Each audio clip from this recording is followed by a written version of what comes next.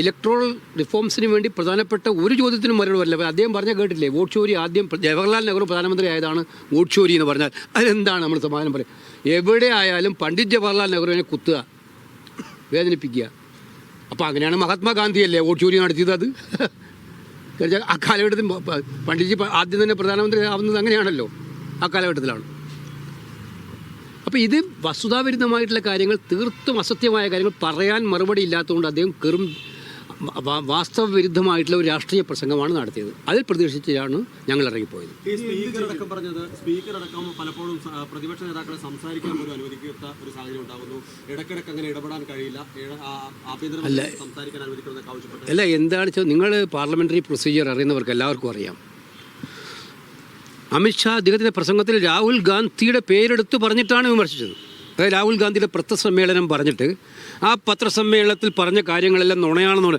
അപ്പോൾ സ്വാഭാവികമായിട്ടും രാഹുൽ ഗാന്ധിക്ക് പാർലമെൻ്ററി കീഴ്വഴക്കങ്ങനുസരിച്ച് ഒരു വിശദീകരണത്തിന് അവസരം കൊടുക്കേണ്ടതാണ്. അത് എല്ലായ്പ്പോഴും ചെയ്യുന്നതാണ്. അതാണ് ചോദിച്ചത്. അതുപോലും അനുവദിക്കില്ല. അവർ ഏകപക്ഷീയമായിട്ട് പറയുന്നത് മാത്രം കേൾക്കണം. ഈ പറയുന്ന കാര്യങ്ങൾ എന്താ? പിന്നെ ഇന്ദിരാഗാന്ധി പരാജയപ്പെട്ട തന്നെയാണ്. കോൺഗ്രസിൻ്റെ ഇലക്ഷൻ ഏറ്റവും കൃത്യമായിരുന്നു. ആ കാലഘട്ടത്തിൽ ഇലക്ഷൻ കമ്മീഷൻ ഏറ്റവും ഫെയർ ആകുന്നതിൻ്റെ തെളിവാണ് ഈ പറയുന്ന അടിയന്തരാവസ്ഥ കാലത്തിന് ശേഷം നടന്ന തെരഞ്ഞെടുപ്പിൽ പോലും ഇന്ത്യൻ പ്രധാനമന്ത്രിയായിരുന്ന ഇന്ദിരാഗാന്ധി അടക്കം ഇലക്ഷൻ തോറ്റല്ലോ. പിന്നീട് അവർ അതുപോലെ ജയിച്ചു വന്നല്ലോ.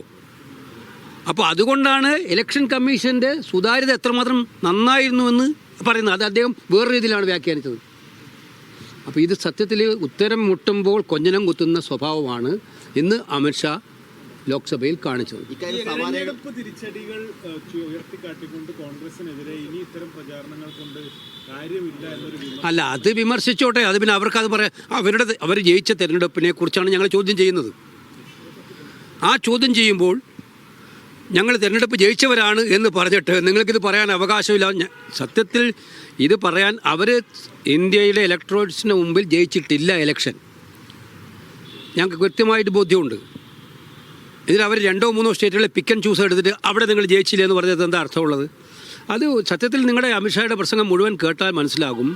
വളരെ നിലവാരം കുറഞ്ഞൊരു പ്രസംഗമായിരുന്നു. ഇന്ന് അതിനടുത്ത് പ്രശ്നങ്ങൾ നമ്മൾ ഇത്രയും ഗൗരവതരമായ ഒരു ചർച്ച നടത്തിയിട്ട് ഇന്ത്യയിൽ എന്ന പോലെ പ്രതിപക്ഷ നേതാവ് പറഞ്ഞ കാര്യങ്ങൾ ശരിയുണ്ട്. മെഷീൻ റീഡബിൾ ഇലക്ട്രൽ ലിസ്റ്റ് കൊടുക്കുന്നതിന് എന്താ ഗവൺമെൻറ് തടസ്സം? അതുപോലെ CCTV ഫുട്ടേജ് 45 ഡേയ്സ് കഴിഞ്ഞാൽ ഉണ്ടാക്കുന്ന എന്താ പ്രശ്നം? അറ്റ്ലീസ്റ്റ് ചെയ്യാവുന്ന കാര്യങ്ങൾ പറയണ്ടേ? അപ്പോൾ പ്രതിപക്ഷത്തിൻ്റെ വാദമുഖങ്ങളെയെല്ലാം അസത്യങ്ങളിലൂടെ മറികടക്കാനാണ് ശ്രമിച്ചത്. പക്ഷേ എല്ലാവർക്കും മനസ്സിലായി അദ്ദേഹം കളവാണ് പറയുന്നത്. അല്ല, ഞങ്ങൾ കൃത്യമായിട്ടും ഈ മൂവ്മെൻറ്റുമായിട്ട് മുന്നോട്ട് പോവുക തന്നെ ചെയ്യും. ഞങ്ങളിപ്പം 14-ാം തീയതി ഡൽഹിയിൽ ഏറ്റവും മഹത്തരമായിട്ടൊരു വൻ റാലി നടത്താൻ പോവുകയാണ് രാംലീല മൈതാനിയിൽ.